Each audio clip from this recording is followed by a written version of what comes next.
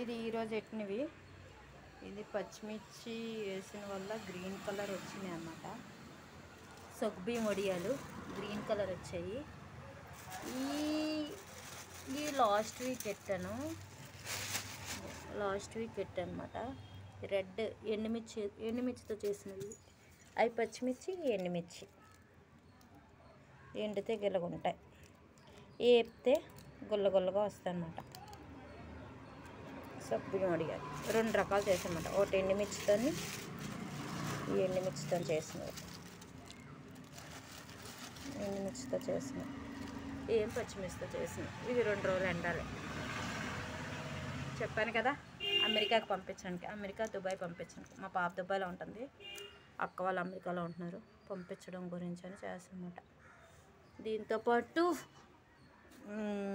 పెరుమిరపకాయలు చేశాను, బయటని ఎండబెట్టాను. అవి తర్వాత వీడియో తీస్తాను. ఓకేనా? Bye friends.